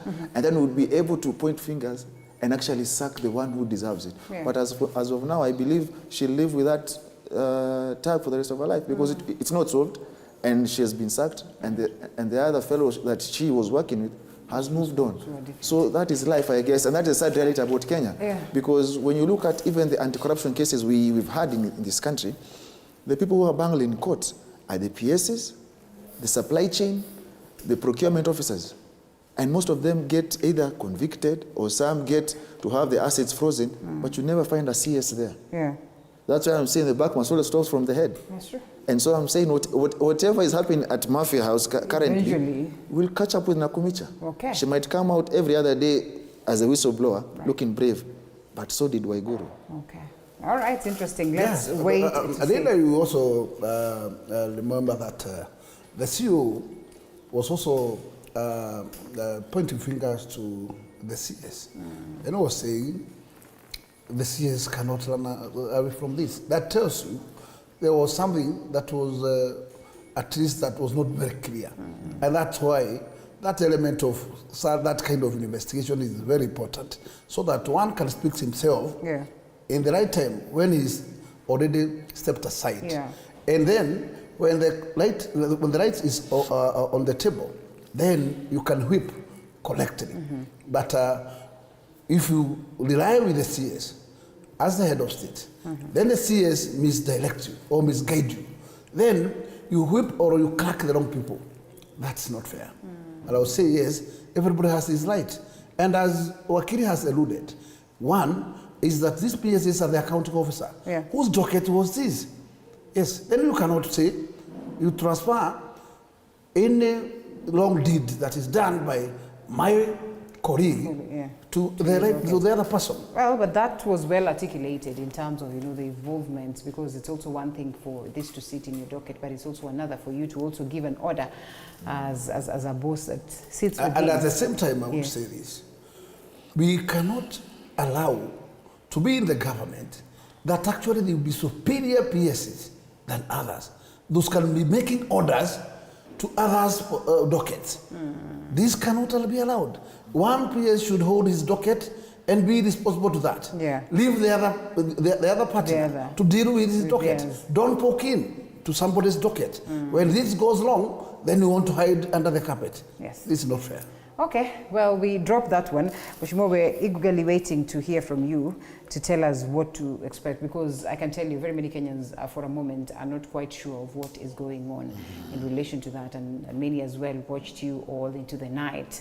Still not clear what then is on the finance bill, and finally what is the budget itself. I know we have timelines to it, and this is not the only conversation that was playing out in Parliament in terms of the bills presented, but that was the key that most of the Kenyans were looking forward to. But before it even gets to that, Nordine, what wanasema ni kujikaranga na mafuta yako mwenyewe. What is this that is going on with the CS for Trade, Moses Kuria? And you know, I have not spoken about this, you know, from the very first time that it came to the fore. And the CS maintains his position, which I think, as I would say, they are truthful men, which is a noble thing to do, you know. And when you say that there is a wrong here, you call it out and you stick to that very position. But while thinking that that is the case, then this escalates to the level of the Senate, and the Nairobi senator and says, well, something needs to be done in relation to this. And it gets to even points where one's job is on the line. You see, I remember on a certain TV show, the Nairobi senator, there's a clip that goes around. He said that the names that have been submitted for CS, most of them will embarrass people with this government in the next 5 years. I told you when the president was declared the winner, in him actually implementing his plan, it all depends on the CSs that he appoints. Right. I told you so. It is very unfortunate what we wake up to every other day from some of these, and he's not the only one. Yeah. There's another one that was taking over a house without the proper channels. And we have forgotten that because of this new diversion. That's sad reality. You get? Because we do have laws in contract. It's offer acceptance, there has to be consideration and what have you. And that is very sad. Now you look at what he tweets, for example, Moses Kuria, he forgets that his Twitter handle right now is viewed differently across the world. Right. Because you represent the government of the day, right, as a trade minister. Now the sad reality is that those who are in government right now have not understood that we have left campaign-ended communication. They are still on campaign mode, forgetting that they are in government. Yeah. And that is why their communication is based on reacting to what Azimio says or does. All right? And that is why last week I told you the PS for housing can't articulate because he's answering Azimio instead of articulating what housing is all about. You get? So for Moses Kuria, he's on a venture or a journey that he'll never succeed. You can never fight the media. You will never win that. So. And I'm not saying that to make the media feel or superpower. Right. I'll give you an example. Donald J. Trump, he did that. Attempted. What was the outcome? You will never fight the media because you will never win that. What we want a free media. But at the end of the day, it should be objective. Yes. Freedom does not mean that you air something that is not true. But now, the sad reality is that whatever was aired as investigative journalism is what they aired. Yeah. You have a right to either counter or with correct facts, yeah. with facts. But now the campaign mode communication doesn't help because all you're doing is what you're saying, kujikaranga na mafuta. You're making things worse. Now you're making Kenyans say, hey, so it is true because you reacted and you reacted via insults. Right. Now if you look at that tweet, for example, he didn't just insult the media house. Yeah. He actually insulted the staff and an owner of the media house who actually pays taxes to this country, has different ventures in this country. So you look at what you're doing vis-a-vis the reaction that it might cost. And that is why the senator for Nairobi, as you rightfully say, is asking the questions, what is happening? You get? Because I do believe the sad reality is that I wonder whether the induction most of these CSs did actually help. Because you need to carry yourself some level of decorum. And I love what the Prime Cabinet Secretary said. Yeah. You know, you need to have some level of decorum. In as much as the sad reality is that some feel like they're untouchable. I suffered with the president in the trenches, so-called trenches. ABCD is my bosom buddy, and you know what? Proximity to power. Yeah. There's a saying, proximity to power makes some think they yield it, but in essence they don't. Now this is turning to be a problem. It's not the first thing. He's actually an habitual offender. And will we always wake up to this every other day? Yeah. So it's either that's what they are saying, either he styles up or he leaves. And I believe deep down he feels like nothing can be done to him, which is very unfortunate. Well, and this going beyond the media, I know that in its own level is something that is not so good. And even when someone has done a wrong thing, and especially an entity like the media, I think there are legal ways and there are better ways of, addressing this as opposed to saying this. I was looking at the tweet making rounds, and for a moment I thought, no, it's a lie. Maybe it's not his account. Maybe it's hacked. I couldn't believe it until I realized that he went ahead to, as when confirm and say, yes, brown envelope journalism has to be addressed, and yes, not rescinding his position in any way. I do not know how much it costs the government and the face of the president. Allow us to take a short break and perhaps get to listen from Mheshimiwa, who is part of the Kenya Kwanza government, and therefore theirs is to see the government a success. But just how does it attain that success with such faces? Let's take a short break and then we come back to that.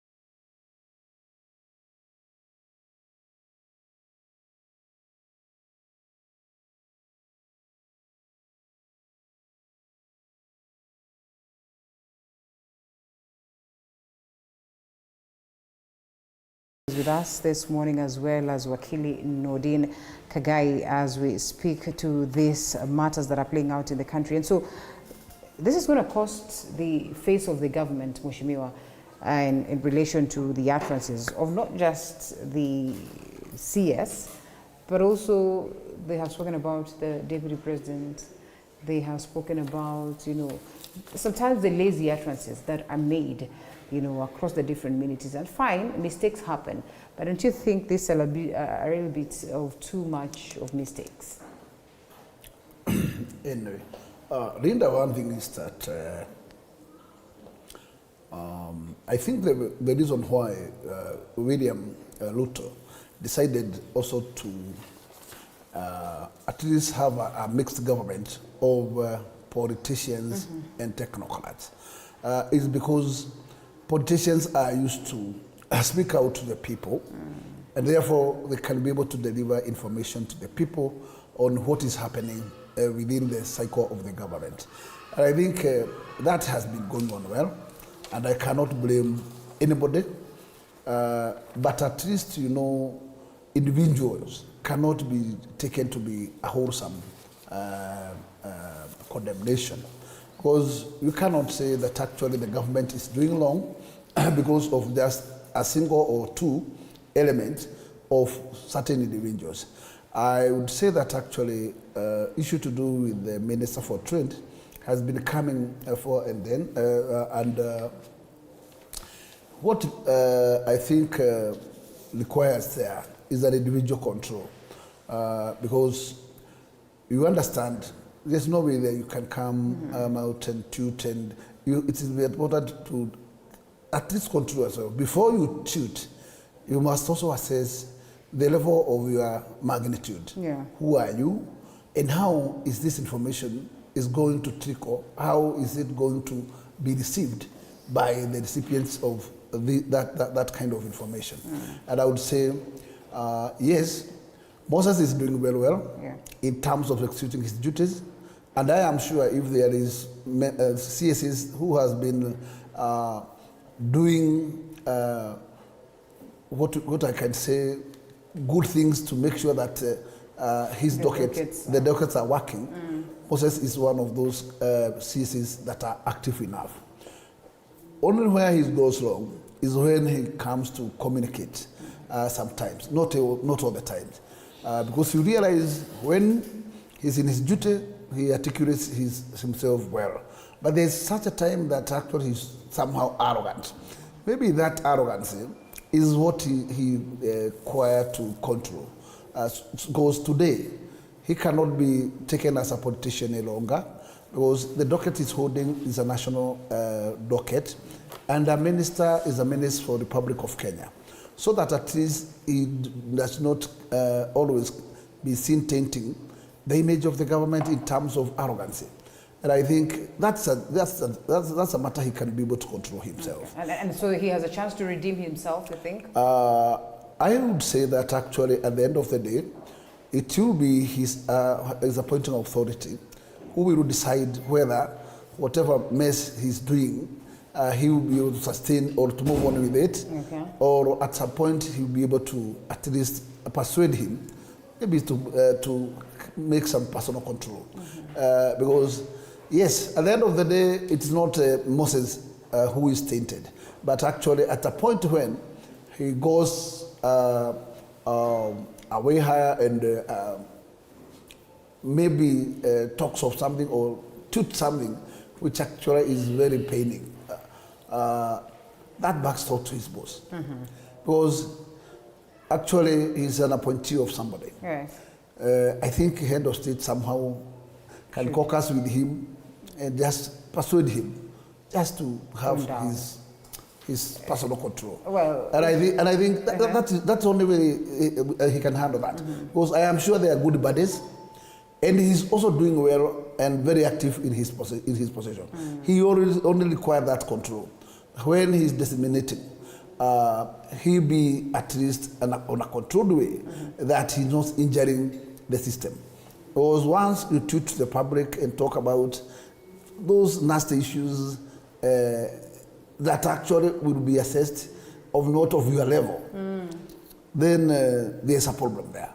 And I think it is something he can, and he can control himself. I am not agitating that he should be shown the door, but at least the boss should at least to caucus with him, and at least so that at least most of the time, if there are times that actually probably he's not sober, then at this time he can control himself.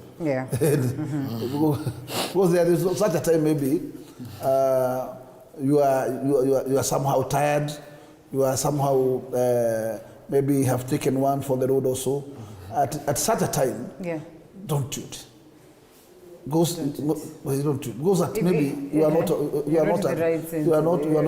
not at yourself. If you're not going to tweet, you're going to talk, and perhaps that can be that can be safer a card than you taking time to tweet, like Mheshimiwa would say. Writing down is you've taken your time, your thought, and all that, as opposed to just bluffing around. You could say, well, it was a slip of the tongue. How does he get himself off the hook? Are there chances that he does that? First of all, if there's going to be the intervention of the president, if he's going to go back to his senses and say, well, fine, I could be having some truth in what I am saying, but then maybe this is not the best way to have approached it. And at this point, when it's at the level of Senate. But you see, the sad reality is that we have to be honest with one another. That's him. I don't even know why we're being shocked. Okay. It's just that we're shocked because of the office he occupies. But that is him. We've seen so many clips where he has acted rogue. You see, the sad reality is that, like he says, anything he does right now is viewed as a government official. Yeah.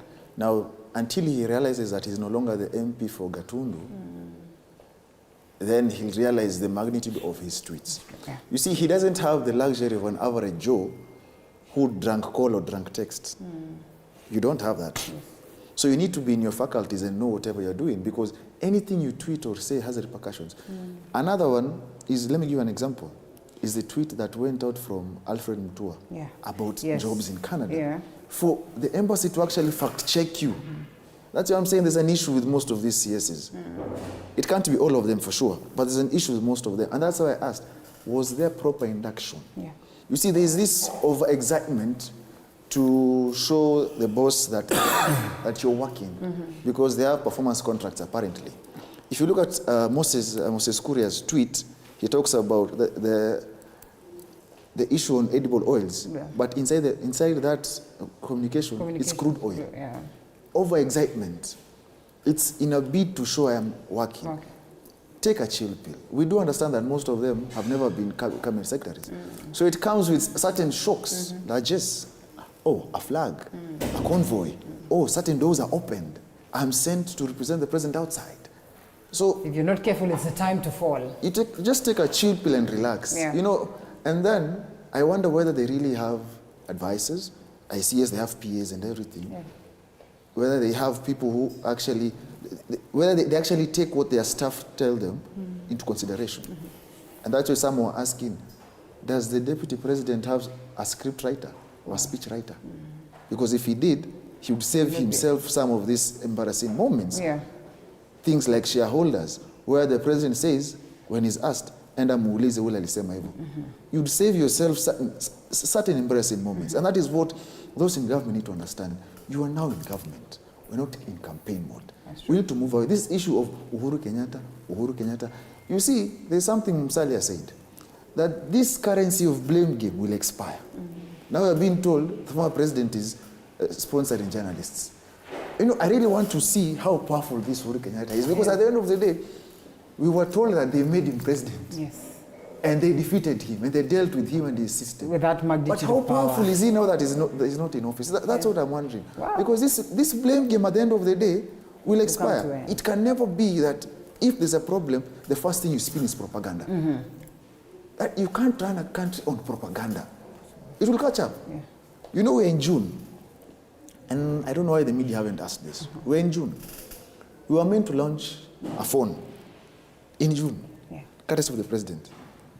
Hasn't happened. Now we've moved from, in the next 6 months, the new meme is the next 2 weeks. Okay. Interesting. And somebody missed 1 week. You see, next week, eh? It always catches up. What we need is a clip to show that, June is over. Where's the phone? Okay. Well, Mheshimiwa, it will be a tight one, and I'm sure that you have the privilege of perhaps being close to the president once in a while, getting to meet him. You know very well what the ground says, and I think these messages should go to him. But before we come to a close... But also, Reda, the president is also a reader of these papers, and he also watches news. And therefore, he understands what the ground is talking about. Anyway, he made a choice, and his choices were concerning the balancing of his government. Yeah. So he did the right things. That's why you realize ministers like Minister for Agriculture, even though the minister had a lot of burdens, actually he found him fit because they had worked with him a long journey. And even maybe the larger Mount Kenya East was 4 years, kindly don't leave behind this son of ours, let him be somewhere. But what does you need to do? You as an appointee, make sure that you live with the standards. Make sure that you do the right thing, communicate the right things, because you understand that. So that if there are those area taints, you can watch them, you can clear them. But you cannot learn always with those kind of taints that actually are there before. Yeah. If you got an opportunity and now you are in the position of the cabinet minister, make sure that you lied in that level of dignity so that people can understand you better at the position you are now. You are occupying. Yeah. Okay. And also that I don't want to do with whatever the deputy president will be talking about or issues, but I can say the government that was there before, it was voted out because the former head of state had a candidate who was supporting. The Kenyan decided, no, we are not going to with your choice. We have made our choice.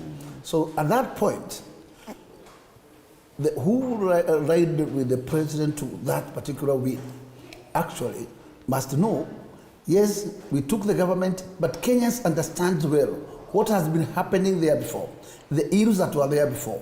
So come in, make sure that whatever was wrong, now make it right, without making a lot of reference with the already outgoing government. Well put. Nordine, by now, I think it's clear, observing the second reading and now to the third conversation that is here, it is clear that the members of parliament of the Kenya Kwanza side stole the show yesterday, and they will, even in the times to come, based on what we have seen. Is that a nod to the finance bill, with the different proposals that, would appear to favor that which the Kenya Kwanza government would want? And is that a confirmation that Kenyans are going to, be happy eventually, in as much as it looks like it is not the best document of face value?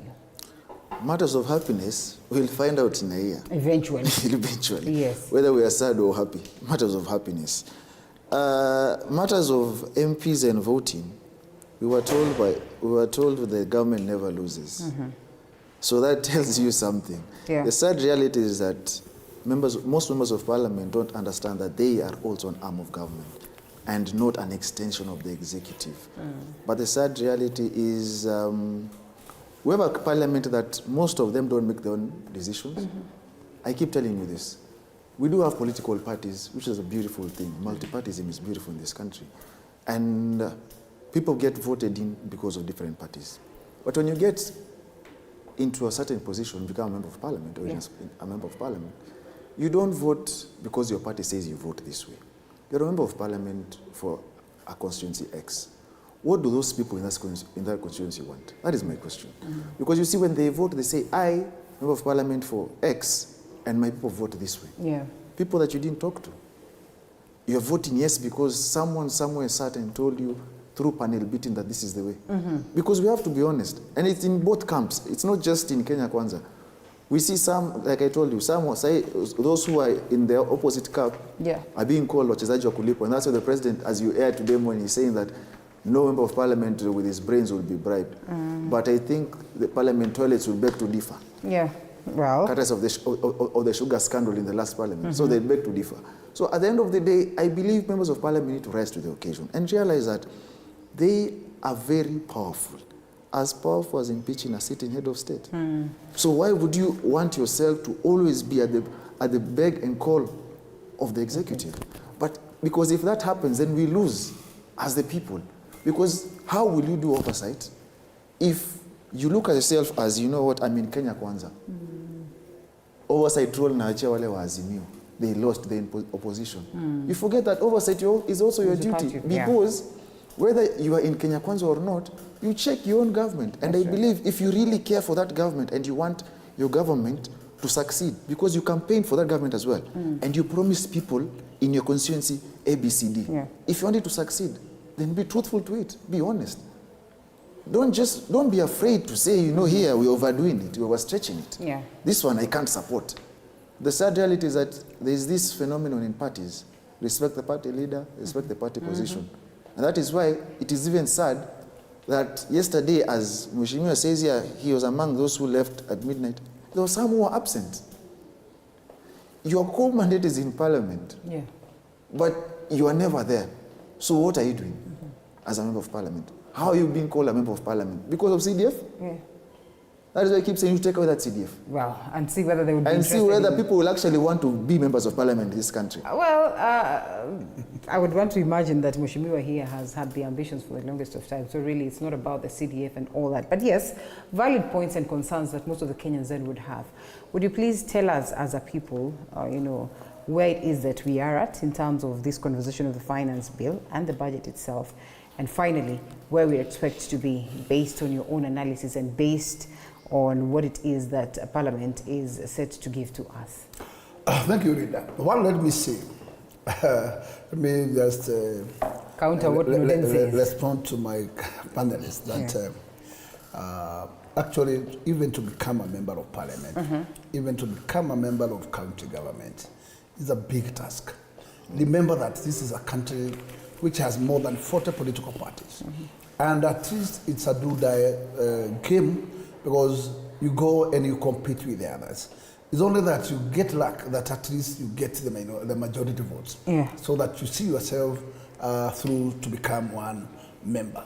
And therefore, because it is a constitutional mandate of Kenyans to elect these members, right from the head of state down there, let us not be always castigating them, because you went through what we call nominations of the party, you pursued there, and then you went to the final leg, and also Kenyans of goodwill give you that opportunity. What I should allude to is that every member should know he's a representative of the people, and always he should be airing the voice of those people. Because that's the reason why they have just appointed or elected you, so that, because they cannot be all in the floor of the house, so that you can take charge of representing them there. And the mandates that are given to you by the Constitution. Number two, coming to the bill. The bill, I would say, the bill, I can stand to say, yes, we must also ask ourselves a simple question. Why did the last regime take this country to a level of the magnitude of debts that we are in today? This reader telling you, Uhuru went that direction of that magnitude borrowing to a tune of red flag by China government, when lastly he went to borrow money for at least extending the railway from Naivasha to Kisumu and Busia. And you remember very well, the Chinese denied him that borrowing that he was blocking. That tells you that even those who are leading you have seen that you have gone to extreme and you have gone far. Therefore, there are fears that, do we still keep on giving you? And I can tell you, maybe probably what happened is that there was a conditionality. And this is it. There is a level where the lender can lend you without collaterals. But there's a point where they can say, now, unless you put a collateral on the table, then we cannot be able to give more or lend more. And at that point, that's where I would say, what is the reason why that all developments were within the 2 terms of Uhuru Muigai Kenyatta were purely based on borrowing? The reason is one. Go back to what we are correcting domestically and compare vis-a-vis our expenditures, the current expenditures. This is including also the disbursement that we does to our devolved functions. This is the county government. I can tell you why Kibaki was perfect and he was doing it well, because the pool of the resources were at one one center, where to distribute was very easy. But when you stagger the resources, one, to the 47 number of counties, and then the 47 number of counties are not doing enough to showcase where this money is heading, then you'll be seeing, yes, you have dispersed half a trillion. Yeah. And then you look, where is that half a trillion? It's nowhere to be found. At this point, if the counties have been working well, and if they have been doing the right things in terms of development, I can tell you the government cannot be pushed to borrow too much.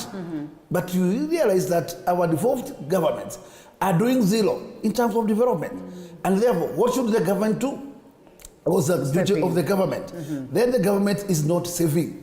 And I can tell you the word here is the government was not saving. And that's what forced the government to borrow that much. Otherwise, the government was saving enough, then we could be financing our development part of it domestically. At this point, the question is, William Ruto has already now taken over. What is he going to do differently to change the narrative of this borrowing to the tune of the level that we were? If we are now at the tune of 9 trillion point something, and then we allow this government to borrow the same, then we are going to put this country to a tune of maybe 20 trillion Kenya shillings. Is this really the correct way to go as a country? To me, I would say that's not the right direction. So you must look for mechanisms, how domestically can we be able to flex ourselves and at least reduce this level of magnitude borrowing. And to me is find a solution locally. And what this bill is at least alluding to is to extend what we call revenue basis, so that at least whatever we are collecting, because we have been collecting anything to between 1.6 trillion to 1.7, at least we can move from that level and push probably to 2.5 trillion locally. And if we can be at that point, leader, we can reduce some kind of levels of our borrowing. This is that simple, as simple as that. We are very sure at this point 1 trillion is going to debt. That's okay. And you are collecting 1.8. Then what have you been left with? You have been left with 8. And about 400 billion you must remit to the counties. Then you are being left in the kitty like 400 billion, where you are put into the expenditure, recurrent expenditure. You must pay the military, you must pay teachers and everybody else. And this case, reader, that's where we are not seeing. This is to make sure that at least we can pull locally. And I can tell you, we have a big problem with job creation. Our youth, about to the tune of maybe 70%, are jobless. How can you be able to start now cracking whip and creating job for them? I can say, in the area of housing, you get a lot of job creation. How do you create job? The creating of job does not mean it is white collar jobs that you must create. People might see these works that are actual labor job, and they may look it as if not a job. But assume you don't have that 500 per day, and you need to survive. How do you go? Then you are in a situation where you are struggling in life. So create what we call jobs within. And with the housing, you create jobs for labor. You also create job for these Juakari people, where this standardization of items that are required, like this issue to do with the doors and whatnot. Every Juakari sector can do this. And you can do a chain of Juakari people, not one person, a chain of them, so that also they get in this part. Remember, 70 dealers, the 7 dealers, other commodities that are required to that particular sector, actually is creation of job.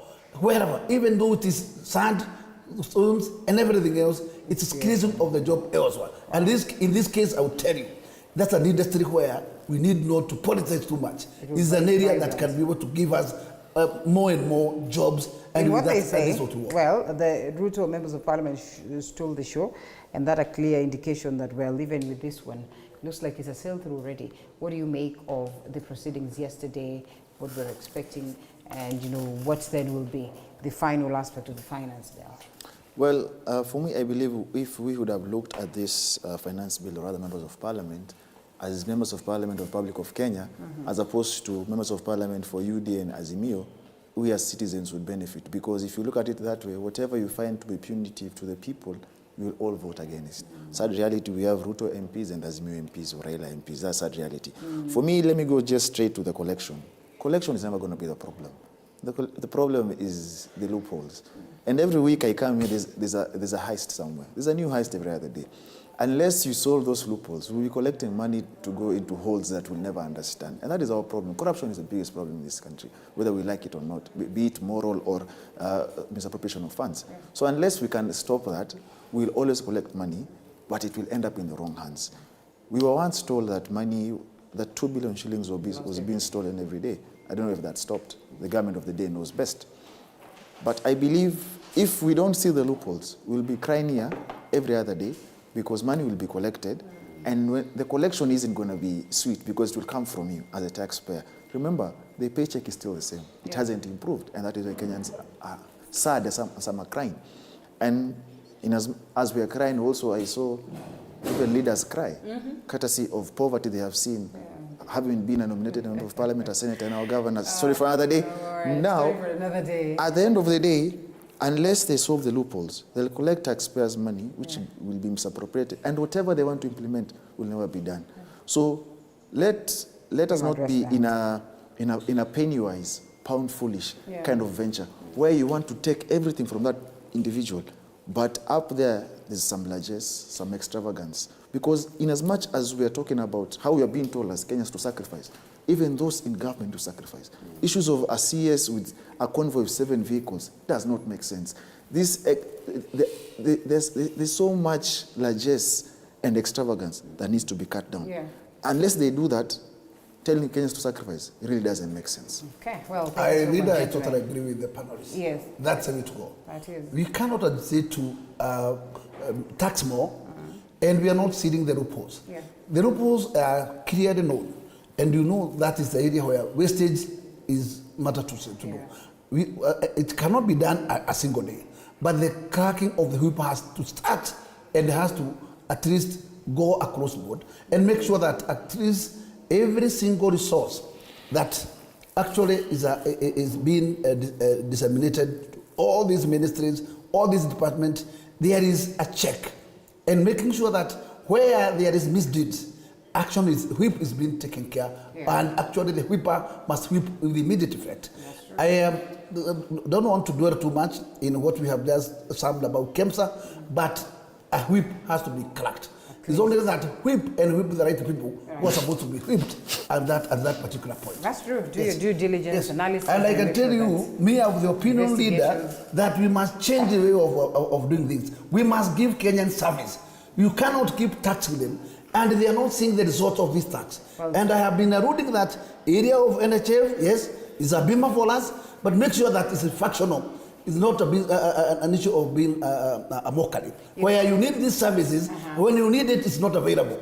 You must also upgrade NSSF, make it digital, make sure that actually any retiree is getting his due immediately. You cannot make people to be queuing there for a year and they retired and they save their money. So we must change this way of working. And Ruto, to create what we call converse with the people, is cracking whip and making sure that the services are available and are due anytime. But the burden is not only to collect and give back services. Well said, Mheshimiwa. And we're speaking about NHIF shortly. First, to understand the basics of it, because it has gotten us to a space where we're almost thinking, do we even understand how NHIF functions? Who is it supposed